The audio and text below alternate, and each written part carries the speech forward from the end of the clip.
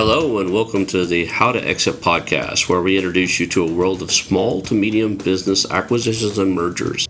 We interview business owners, industry leaders, authors, mentors, and other influencers with the sole intent to share with you what it looks like to buy or sell a business. Let's get rolling.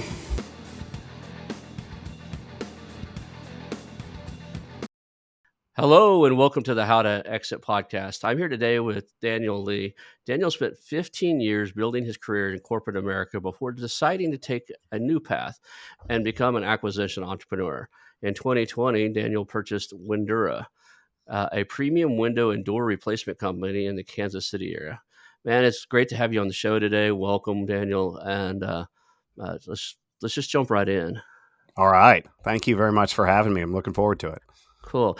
The place I always like to start, and anybody who's listening to this show, they know this first question I'm going to ask you is kind of how did you get started? What had you make the shift from corporate America to wanting to own your own business, and more specifically buying one as opposed to doing the I'll go out and start something.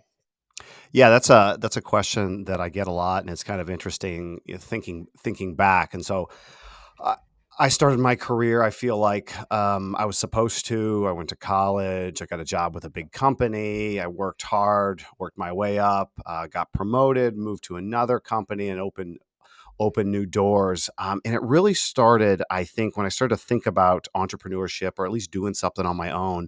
I had spent time in more the operational side, on the claim side of an insurance company for the better part of 12 years, and I found myself looking for something more. And there was this opportunity to take a regional sales manager job, and so I applied for it. I spoke to the VP, asked if they would consider me. And jumping from the claim side to the sales side is not something that's done. It's like operational to sales. So in career wise, it was a pretty big risk, and it was a move that just was the path wasn't paved by a lot of people in front of me. So that gave me an opportunity to get out in the field and work with insurance agents. And I had this great team that worked all around the southern Midwest. And so I traveled to different states, meeting independent agents with my team, and that really got me exposed to the agency as a small business. Then it just happened to be the product that we sold was small business insurance. So I'm talking to my team, to their agents about small businesses that they are running as agencies, and then the small businesses that you're trying to insure. And I just found myself just fascinated with the inner workings of an agency, the inner workings of a small business, and had the perspective coming from large corporations. I had great training, great mentors, all this support system. I really felt like there was something I could add to a small business. And I cite the difference, though, in the entrepreneur, is the entrepreneur had always had the confidence, or maybe just didn't see it as a risk, to believe in herself, to jump in and start a business or buy a business. And so I got to a point. I spent 3 years on the sales side. It was really, really invaluable in sales to go well with my operational background. And so I really think it's those last 3 years of my corporate career that gave me that to help give me the confidence to start looking for a business. And I decided, I think the date is like March 23rd, 2019. I put a plan down. I'm going to stop talking about it. I'm going to do it. And so within the next 3 years, I'm going to exit my job and I'm going to buy it. From there, I started to go on a search, and I thought about starting an insurance agency, buying an insurance agency, all the different, franchise, all different models. I settled on acquisition entrepreneurship. There's this book called Buy Then Build by an author named Walker Dybel that I just stumbled upon. First of all, there's not a lot of books out there on buying an existing business. There's one by a couple Harvard Business Review professors, and then Walker's book. And I literally followed it to a T, and met with business brokers in town and found Windura as well as other businesses, but then transitioned into acquiring Windura. Really, we put the APA on paper, really almost the month that the entire country shut down for COVID. So we kind of worked through that rockiness, and eventually, before the end of the year 2020, finalized the purchase, and have been at it for about a year and a half now. There you go. That's it. I actually had him on the show a few weeks ago. He's a brilliant guy, really down to earth guy for all the knowledge he has in his head. So, Well, and I've recommended it to a lot of people. It is literally a playbook, and there are two things that were really influential to me. Is the first thing that he talks about is treat it like you're interviewing as to be the CEO of this company, not like somebody's trying to sell you a bill of goods. And I think we go into that transaction thinking, hey, what are they trying all to hide? Where are the skeletons in the closet? And there are going to be things you don't expect, which that's just part of the acquisition a process. The other thing is, I went to a business broker to find it, and those are businesses that are ready to. And I created a one-page bio about myself, and it had all the things a business broker would care about: my professional qualifications. I even put just a real snapshot of my net worth. I had connected with a lawyer, a CPA, a small business banker, or SBA banker, and put forth that, hey, look, I know what I'm looking for. And most importantly, I had a target statement, what I'm looking for, because that's the first question you get: what type of business you're looking for. And, at first my answer was just, hey, I'm just a guy wanting to leave the corporate side. And there's really not a lot of businesses that just match that. And so I came up with this statement based upon my experiences, my strength, what I like to do, my financial capability, and just started knocking on business brokers' doors and asking to see their listing. And fortunately, I was sitting in this office, and this broker in town was bringing me a couple of deals, and I was looking through them, and considering, do I sign the NDA? And just lo and behold, there had been this one deal had just fallen through. Buyer financing fell through, or something like that. And it was another broker's, and he brings it in. I shrug it off. It's somewhat related to the construction industry, which I wanted to stay away from. And then as I just started doing due diligence about other companies, I had this one as the bottom of the stack. I dusted it off, started looking at the financials. Oh, okay. It's checking all my boxes. And so I got interested in it, and then started to hit it off with the owner. As the owner introduced us, the business broker represented the owner, and not me. And so the owner and I essentially just really had values that aligned. There was quickly a sense of trust between the two of us, and we really just hammered the deal out ourselves. Use the broker when necessary, which is pretty minimal. We still remain in contact and kind of pinch ourselves that we feel like the deal was really perfect for both of us at the right time. that's brilliant. When I just got off the interviewing another gentleman in the mergers and acquisition space, and he is all in on the human connection. So he even said on the podcast this morning, he said, I think he said, like, sometimes as many as 8 to 10, I think his record 16 calls happen before he sees the financials. He just really gets into like what it is they need to accomplish, what it is they're dealing with, you know, kind of what is the state of the business, on a personal level to them, and looks to solve a problem for them. So it sounds like you guys made a report because you both cared about what the end goal was, and were willing to work towards seeing what lined out.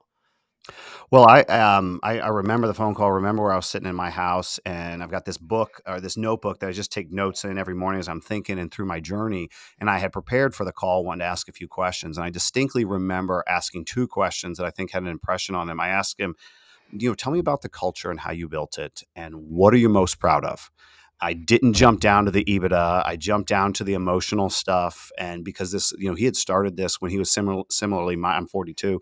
He had started this when he was in his 40s and making a big step in his life. So handing it over to another individual was very, very personal. And I think there was a lot of reputation wrapped up in it, and wanting to know it's going to go to a good place. It's going to continue on with the reputation, the legacy, and then take care of the employees. He's got long-term employees that we inherited and have been very fortunate they've stuck with us. But he wanted to make sure that as he exited, it felt really good that it was handing off to the right place. And so that's the two questions that I started with, and it just seemed to be a great point to jump off of. And we got all the nitty-gritty financials and what's this and what's that. But if you're patient enough to wait to get there to see if you have a connection, then you've got a chance to have some of the honesty come out of so for example, if they trust you, they want you to take this business, and that was my goal. I wanted the owner to want to sell me the business, and then they might say, we've had a good couple years, but we really ran into this bump back in 2018 and we didn't do so well, and we kind of tripped over that. So you're going to want to watch out for that instead of glossing over it to make your last 3 years look really, really great. Yeah. So you've bought this now. You've been running for almost a little over a year and a half, right? I think I was looking at Yeah, your LinkedIn profile, a year and 7 September. months, right? What Yeah, is your yeah. game plan now? Are you looking to acquire similar businesses and add them in, or you bought your one, you're gonna build it and run it for a while? What's the an acquisition entrepreneur, we don't stop with one. So I'm curious, what's your mindset? Are you looking to do a growth through acquisition, or are you Yeah, so great question. And my mind was I believe the business had grown to the edge of being sustainable for just one entrepreneur. So it was the owner and his son who ran operations. So he ran sales, the son operations, and they've had salesmen in and out, and then a team of installers. But it was right there on the edge of just being too much. And I think had he kept the business, he would have scaled it back to make it a little manageable. So this is a 20-year-old business. So it is outside the 5 years. It's a $2 million business when I bought it. So above that $1 million threshold where it was going to, it's sustainable. There's a product out there, there's a market out there, there's a process, and so I feel like, and I share the analogy of, he raised the kid till he was 18, and then now it's my job to take it into the next chapter. And so, our thought is to grow organically. The majority of our customers are referrals, repeat. And what's interesting about our business, there's a lot of repeat business because it's both a high ticket item, but then also something that you can chunk out. Unlike a roof, unlike a kitchen, you can't do half a kitchen, or it doesn't look great, or you can't do half a bathroom. You can just do half of your home in windows and also do your kitchen at the same time, and then come back and then upgrade your door.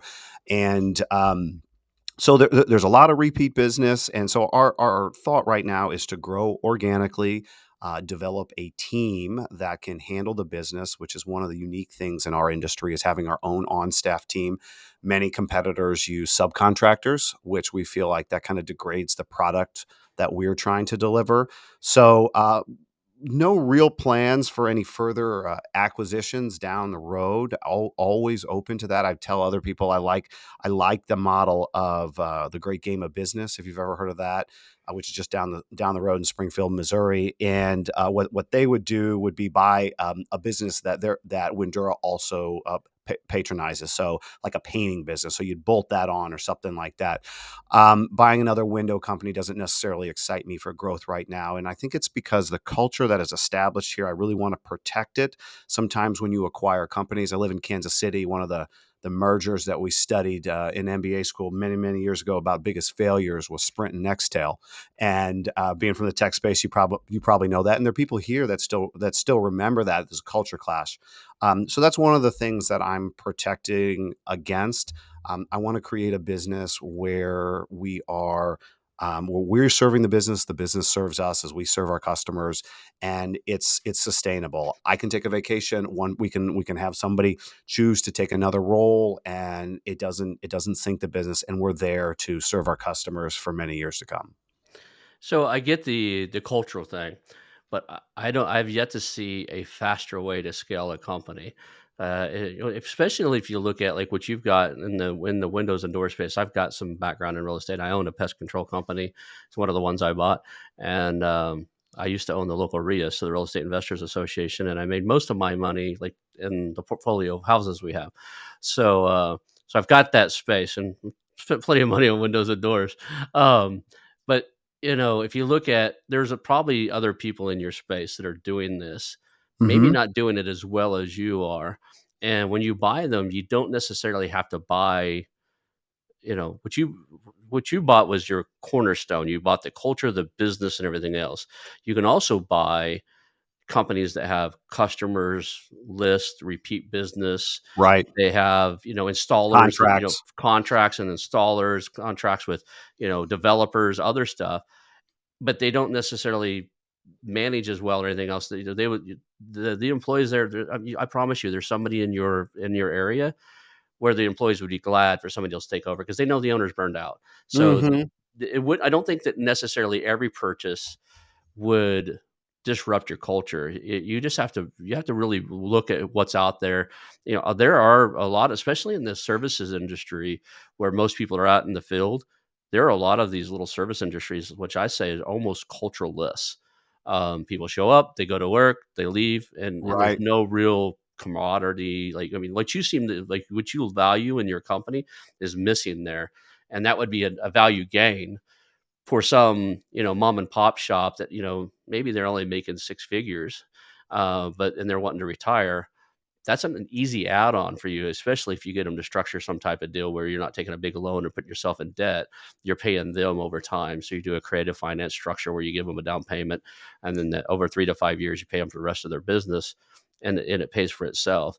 Um, that's a it's we were in the tech space. It's very common. If you look at things like Apple and the big companies, they do what they call acqui-hire.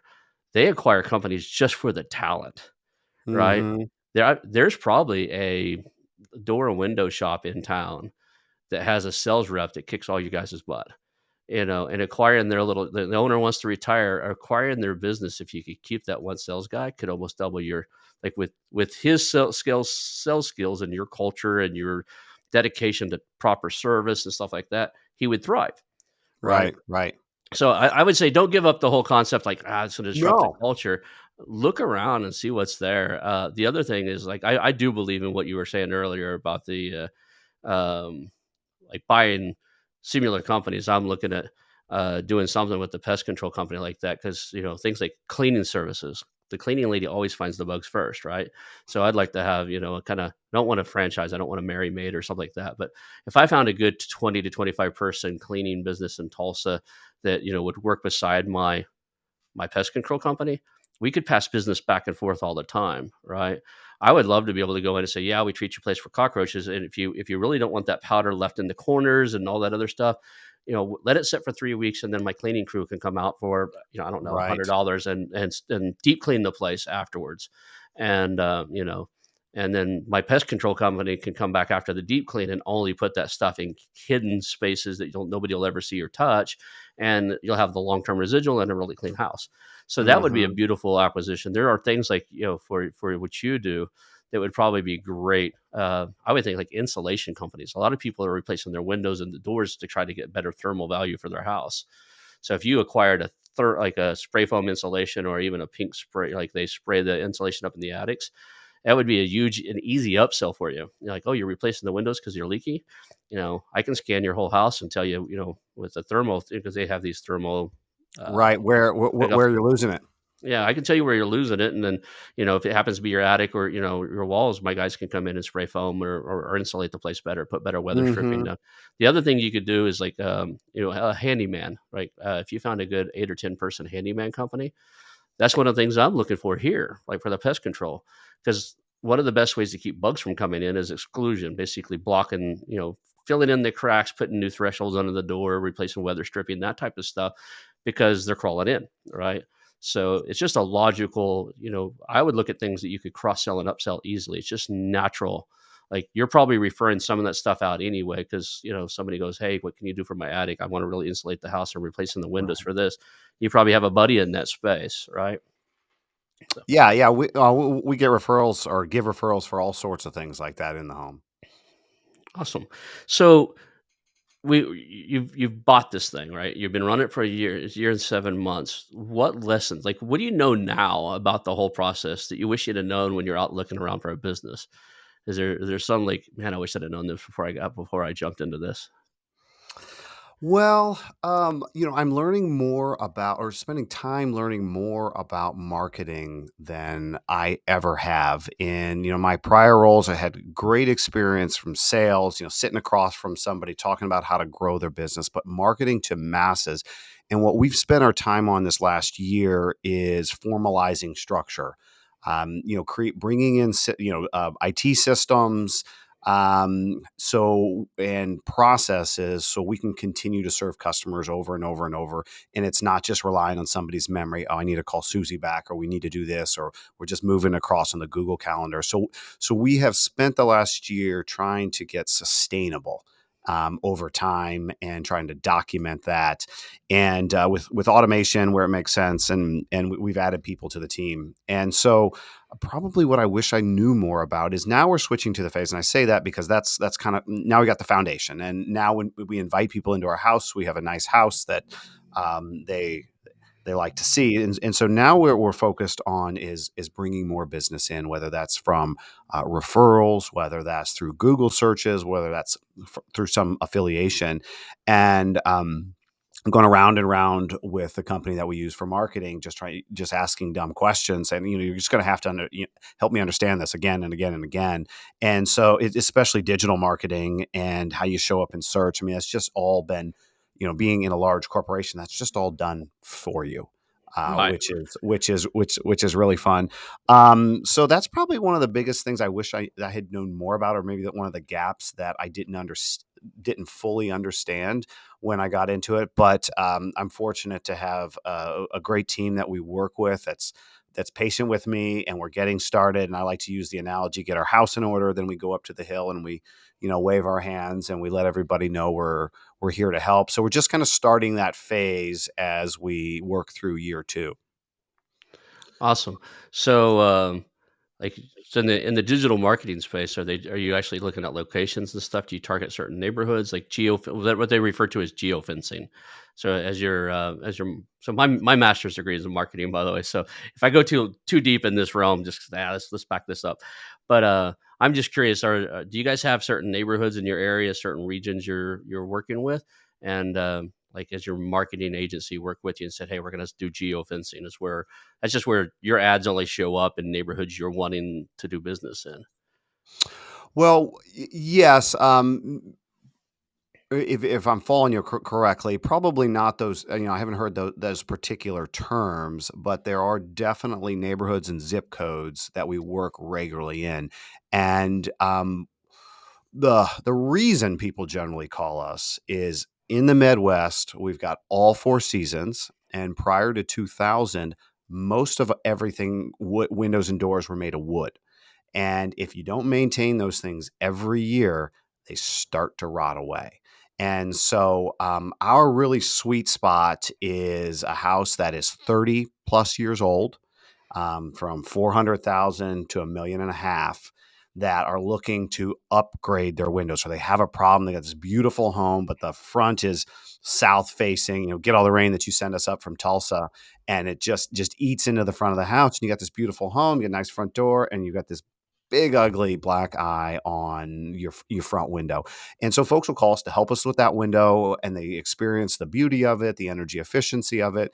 They enjoy our team and the way we go about it, and so they call us back again and again. So we do have neighborhoods that fit that kind of demographic, that the target customer that we have, and we've built out city pages. So as they search for a window replacement in Leawood, or window replacement by Lionsgate. So we've got some neighborhoods where we haven't worked in, so we target some of our presence by creating pages. We haven't got into any type of digital advertising yet at the moment. Right now, if I can explain it correctly, we're placing little markers out there. So as people search for things, it's relevant to them. They drop into our site, fill out a form for some premium content, and then we start to market to them, or they can schedule an appointment right through our website. Okay, I got it. So, walk me through the process you used. You talked about that the buy then build actually had a step by step process. Walk me through that process and kind of, you know, when you're building rapport and you're looking to buy this company, you know, was there anything else that's like, was there a close second runner up? Like, if yeah, I probably should have bought this company, or like, what was the process like? Yeah. So I think it starts with understanding what you want. And that's the question. So let's say you take the path that I did and you go to a business broker, or even if you're just having a conversation, somebody needs to know what you want. And that is a really tough question. Like, what you want, but it's really hard to articulate it. And so my process, I said, I was very fortunate. I got a lot of leadership assessments, 360 surveys. And I just had saved all this stuff from my corporate career, and I would just pick through it, and I came up with, all right, what are my strengths, and when have I enjoyed my roles the most, and where have I seen the most success? And I kind of came up with this framework of, all right, here's what I can add to the business. I don't need a business where I need to be the number one sales guy. That's just not my background and skill set. Whereas, we were talking about insurance agencies before. If you were that personality, that's where you really excel. Gosh, an insurance agency would be perfect because you're going to go network with people. They're going to love you, and you're going to teach them about insurance, and they're going to sell to you. That just really wasn't where my experience was. It was 12 years more operational, 3 year sales. And so as I kind of reflected on that, the other thing that I found is delivering claim service was really delivering the invisible. It's not really I mean, it is a product, but it's an intangible product. So you're delivering the service through people. So I was looking for a company, a service based company that delivered through people. And it had an established sales routine and was in need of operational efficiency. And I think it was like two to 600 in SDE or something like that. So I have what I'm looking for in the service industry. So my success had been building teams, creating process directly with the public, and with small business. And so I wanted to come into a role with an established team. And so that's what we had. I had a business that I purchased from somebody in the baby boomer generation. What I observed in my insurance career, going out in agencies, oftentimes that entrepreneur had built the business to an extreme amount of success for themselves. And once it pays enough dividends to you, that hard work's been done. So why invest digitally, and why improve the process? When it's serving your needs. And so I was looking for a place where none of that was done just yet. They had created a sustainable business. There was room for improvement. I could come in, I could bring in a CRM, I could bring in some digital capabilities, and we could make the business a little bit more efficient while it still continued to produce income because of the revenue, sorry, because of the reputation out there. So I think the first place to start is really spend a lot of time. For me, it was like 5:30 in the morning, jotting in my notebook, reading some stuff, and it's really introspective to come up with that. Once you have that, and I only took one meeting where I didn't know the answer to that question, and once I took that meeting, and just a bumbling idiot, I just realized, oh, I'm not gonna do that again. And so that's what started some of my research, and then I came up with the target statement. Then it became really crystal clear of what I was looking for. And as I saw a deal come across my desk, theoretically, I knew, is there a place for me? What can I do? Okay, the owner's going to leave. Where can I sit? And I would say my experience is mostly in a general manager type of a role. And so I was looking for a company with a general manager type role. So if there wasn't a general manager, it wasn't something that I was looking for, because where do I fit in? So that was my number one criteria. Can I fit in? Then we started to get in deeper. And do I like the financials? Does it cover? So I did an SBA loan. Does it cover the debt enough that makes me comfortable to the ratio that the bank needs, to the ratio that I need? And it's amazing once you have some laser criteria, how easy it is to weed everything else out. It's kind of in life, when you decide what's important, it makes all the noise just kind of go away. I got it. So the SBA loan. So I've heard that that's very doable, and I've also heard it's kind of a pain. So, that said, tell me about the process that you had to go through. I know that there are some definite benefits of it, right? I know that they help do some of the the due diligence and stuff like that. The SBA is going to do some of their own, so they might find something you missed. Um, but tell me your experience of that SBA loan process. So, first thing I did is, I don't remember how, or I asked for a referral to an SBA lender, and I Hmm. met with that SBA lender ahead of time. Shared on my target statement and my one-page buyer profile that I created, and talked to him about, can I qualify? What do I qualify for? What do you need? And we started talking about my financials, my assets, my home, everything like that, and what the process would be like. And so the first thing I did was educate myself on the process. And then, it was during COVID, so it was a bit challenging. It is, it's interesting. It's difficult in a sense that there are repetitive forms. There's a lot of forms. There's information. You're like, why do you need this? But you really have to come into it. And coming from the insurance world as underwriters, we asked a lot of questions that our insureds weren't quite sure why we needed it. So I was used to the paperwork, and I went in with the mentality, just fill out the dang form. Don't question it. Just fill it out in triplicate if you have to.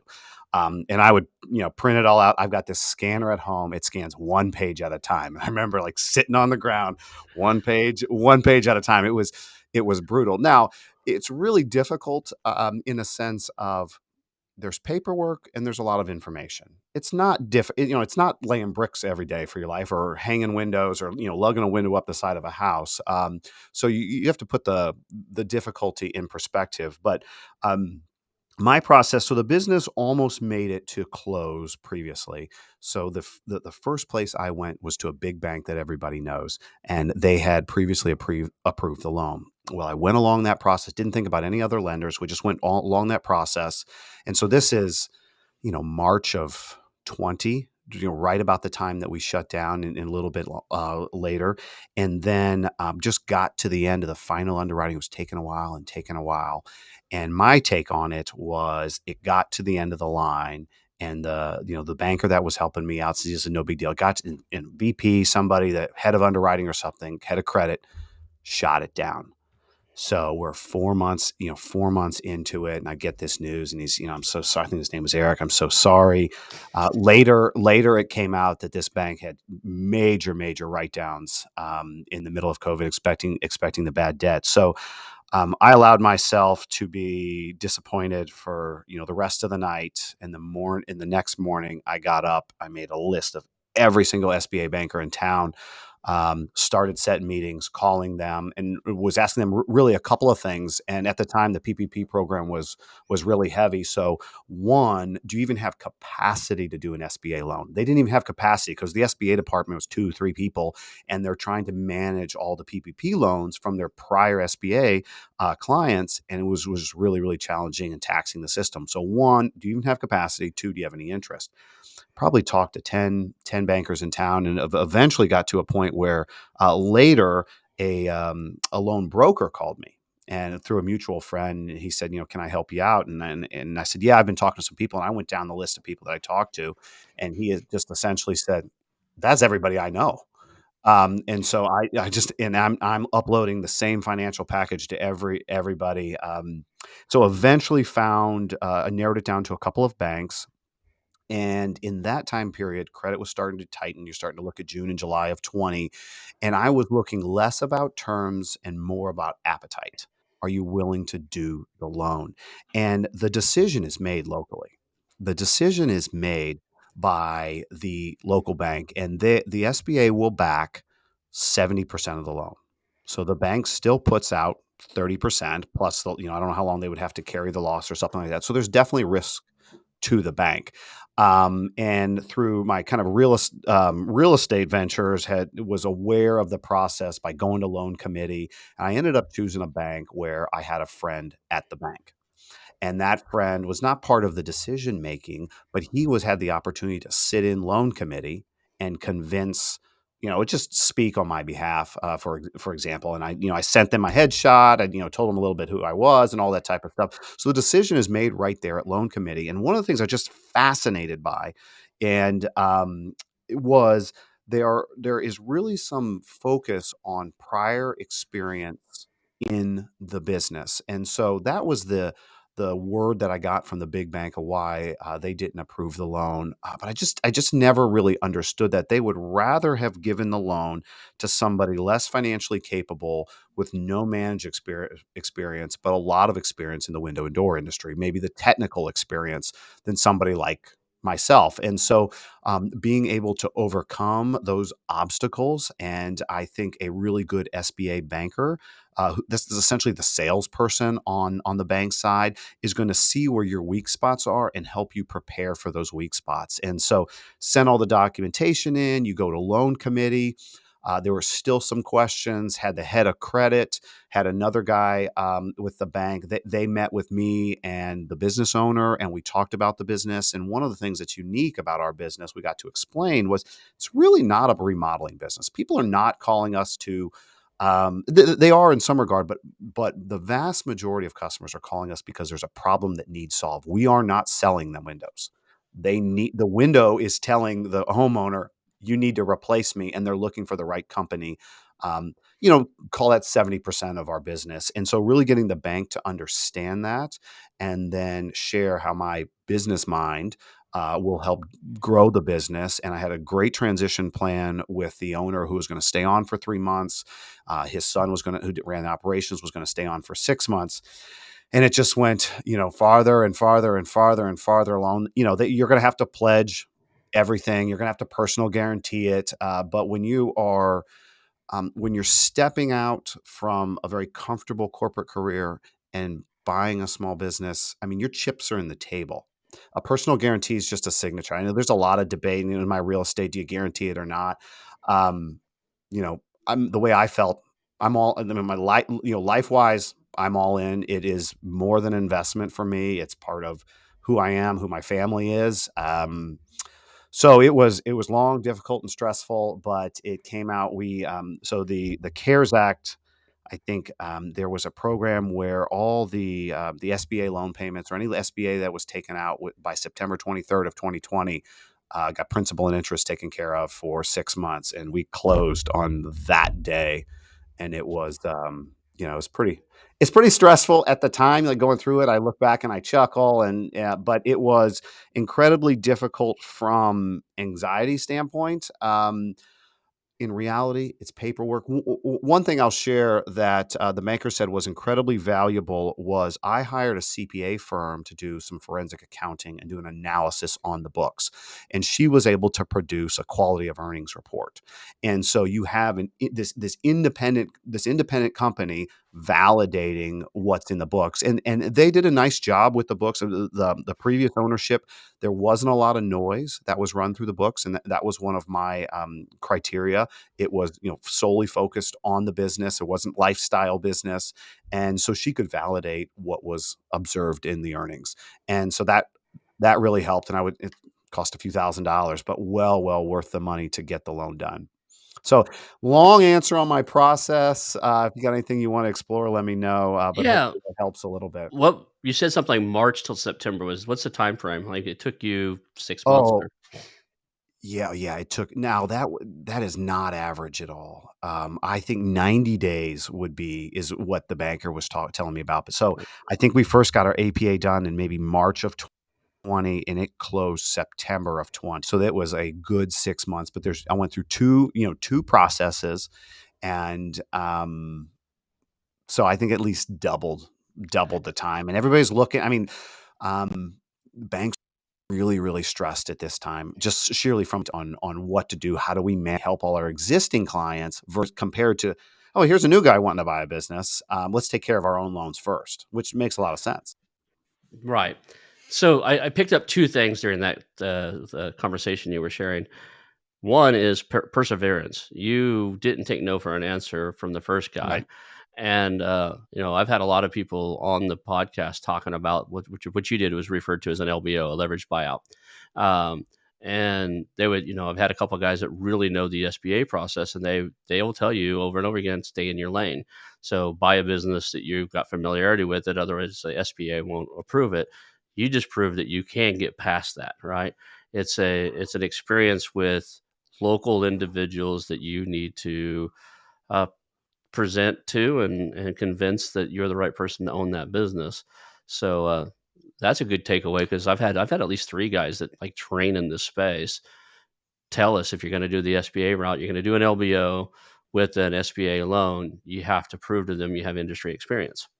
So So I would though it is in if you go to a bank that has authority delegated by the SBA, you're really looking at local decision making, not SBA decision making. And from my real estate portfolio, I learned that small banks are much more flexible than a big bank. And so the bank that I chose were all, they weren't small, small, but they were big enough. And forget the term that has the delegated authority, but they essentially can approve it. Now, there are guidelines, just like a home loan. Freddie and Fannie have some guidelines to make it a conforming loan, but it is, do the people in that room want to put their nickel down? Yes, you have to check all the boxes, but do they want to put their nickel down? And as a banker, I really feel the banker mentality is, let's not lose. Trying less to make money and more trying not to lose it. And so you can criticize that. You can say there's another way to think about it, or you can embrace it and help the banker do her job of shit. Give them this information. Where are my soft spots? All right, I don't have industry experience. So what am I going to do? I'm going to pull in a partner. I'm going to develop a succession plan or something like that to make it work. Awesome. And then the other thing I heard inside of that is, you know, you went from, you made a list of all these guys and kind of evaluated who had capacity. Um, uh, there's one of the guys out there, and I haven't had him on the show yet. He's an interesting gentleman, but he's big on the LBO model.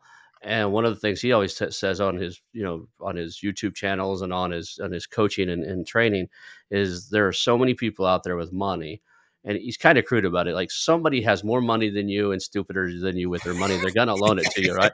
You know, Right, right, right. he goes, "I honestly think that somebody could have, got the pet rock funded. I mean, Yeah, that yeah. guy bootstrapped it or whatever, but there is somebody out there that'll do it." So the perseverance, I like the fact that you took a logical approach to it. You broke this down. You went through the book Buy Then Build. You looked at his step by step. A lot of the things you were talking about, I know that is in that book. I read it. So you really followed that process. And when the first bank told you no, you're like, okay, I'll just make a list of every bank in town that can do this, and figure out who my top contenders are, and go work with them.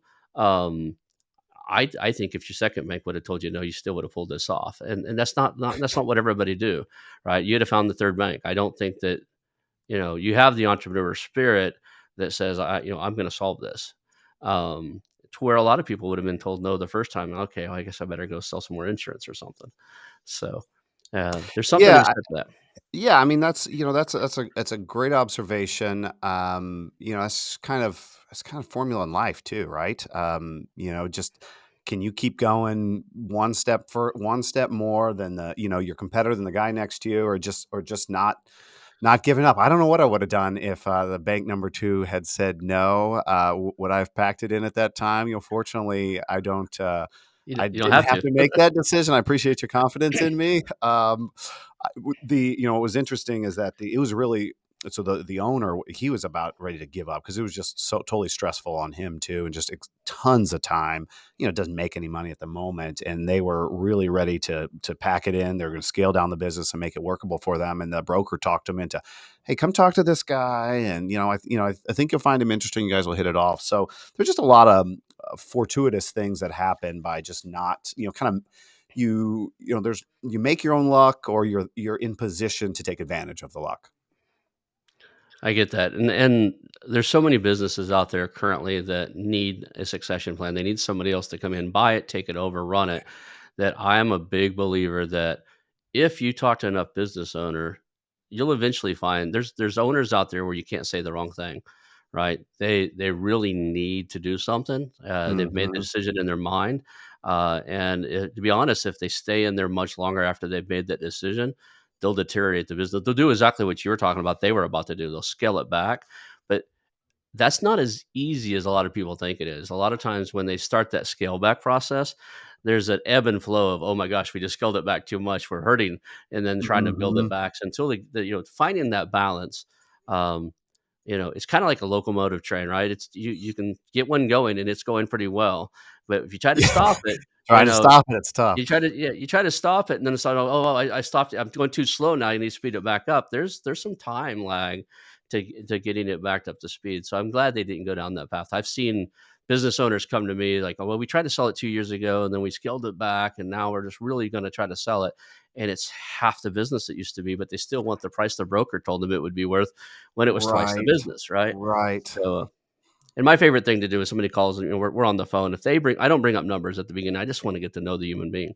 And then if they bring up, well, I want 1.5 for my business, like, great, let's see how we can get you there. Right. Okay. And for that realm, sometimes getting you there is like, look, kind of have to double your income to get you there, because you just, not only will I not buy it at that rate, you know, I don't think there's anybody on the planet that will, but good luck finding them. But the other side is, the business brokers out there. I'm glad that I've not had a whole lot of people on there like, hey, I'd had great luck with business brokers. Um, there's a reason why I think the statistics is like 80% of all businesses listed by brokers never sell. Hmm. Some of it is on the business side and some of it's on the broker side. It sounds like you had a broker that was like, could see what you were looking for, could match that up, and would move out of the way to let you guys build rapport, build a connection, and get the deal done, and only help you when you're needed. I find that too many brokers actually try to stay in the middle and control everything, Hmm. and like, want to be on every single call, want to be like, I've been on calls where I just told the business broker, if you're on the next call, I'm not interested. And they're like, what do you mean? I was like, I ask the business owner questions. I want to see the response. I want to hear the tonality of it. Right. You're purposely stepping over there, cutting them off and answering questions I'm asking them. I'm not asking them the question to get a yes or no answer, or a numerical answer. I'm asking to get a gauge of where they're at. And I can't do that without seeing their posture, seeing their, emotional state when they answer it. And the guy was actually kind of honest. Is like, well, my job is to shield them from making that mistake. They don't need to show emotions during this conversation. It's like, you're not going to sell that business because you think he wants money. And I promise you right now, by talking to him twice, he has no interest in what you're interested in. He's interested in the legacy being taken care of, his Right. employees being taken. You and your commissioner are interested in the money more than he is, and you're killing this deal. And you know, I the guy got mad at me. We didn't talk anymore. The business never sold, as far as I know. I bet if I looked it up right now, it still hasn't sold. And unfortunately, the paperwork I signed with that broker on my NDA said I can't contact that business for 7 years or some great number. 7 years. It was Wow. big. Like, you can't contact him to buy it after it was crude. I won't sign those anymore. But it was one of my first ones I looked at. But you know, we joke around inside of this space. Guys are very active in the entrepreneur, acquisition entrepreneurism, where we're buying and selling multiple businesses. Our joker is brokers kill deals, right? Your broker and Hmm. your lawyer, when it goes to the broker and the lawyer, most of the time that'll kill the deal.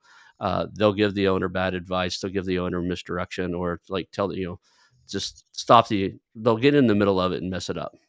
And I'm really glad to see that we've got somebody here who has bought one through the broker system. And I know, uh, you know, I know some other people that are like, Walker here, Walker Dable. That's how he bought his. That's how, Right. and that's what he works with, right? But I think more often than not, like, you made a list of banks that you needed to work with. I think if you're going to go down that LBO model, you kind of got to, in your criteria, what you're looking for, you almost have to have a criteria of what the broker has to be, right? I want a broker who'll make the introduction, who will set up the calls, who might be on the calls, but he'll keep his mouth shut and let me talk to the business owner, would be one of mine, right? I really want to know. I want that rapport. I want that thing that you had with him, where you guys trusted each other, and he's going to tell you when he had some, hey, there's a hiccup over here. Don't crank this lever this way. It's bad when you do. Right? Yeah. That stuff Yeah. doesn't come out when you've got a broker shielding those type of conversations. It never occurred to me that that was out of character, and hey, we can deal with this ourselves, right? Yep, okay. And the business broker he had hired, so it was him asking the broker to step aside, and they don't care what I want. And so I think that it started with having the rapport, and hopefully. To how I, introduced myself and caring about the business and explaining what I wanted. There were goals I would write down. All right, when I get out of this meeting, I want this owner to have this feeling of, like, this guy is credible, he's appreciative. I want him to have this business, and when you achieve that, and I want your business, and then we can move forward. The one thing that I was a little cautious against is, as you become emotionally attached with that person, is that but then still maintain your objective decision making. And you can get so romanticized by the business, the relationship, the story, that you could overlook that what some of the numbers are telling you. Maybe you overpay for it, or maybe the business just doesn't do what you thought it would do, or something like that. So I think there's a fine line. So far, I don't think I stepped over that line. I think we paid an appropriate price. We definitely got a sustainable business. It was everything, that as expected. But I can definitely see somebody like yourself that has done this regularly. You don't need the business broker at all. And in my situation, when I was first timer stepping out, it was helpful to go to where the businesses were listed, and that's what kind of I was attracted to, because what the broker does do on the front end is helps a good broker helps the business owner gets his books, his business, his house in order. He stages it for buyers. So that's kind of what I needed is I go into, if we look to acquire another one down the line. I don't know if I take the same approach. It might be more networking. It might be more, talking to people like you, less about going to the broker and asking for some broad-based business. I would see it be more industry connections, or just other entrepreneurs that I happen to, run around with or have in my network. So you've already been down the path where you hired a forensic CPA to give you a valuation of their books. I would say that you keep that tool in your arsenal if you go the networking route. Uh, Probably 9 out of 10 businesses I look at that don't come from brokers, I have to weed through things. They've just, and Right. I think there's a magical number. I've seen a few businesses over the $10 million in revenue. At that point, they really have systems, processes, and things start getting cleaned up.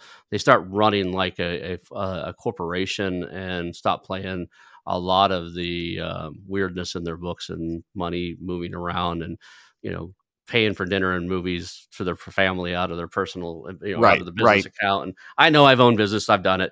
I don't do it anymore, but like years ago, I just paid for whatever, and until one of my CPAs like, you make so You, much you work for me. Like, you need to stop all that. you know? Well, and that's how you build the business to sell it too. I don't know that my plan is ever to sell it, but my plan is to build it so it's sellable, and that it can be looked at objectively by somebody the outside, and the same way that I looked at it, and running all that type of stuff through just clouds your books. Absolutely. So I appreciate you here. We're pretty close to the top of the hour. I All have your right. contact information up on the screen for everybody.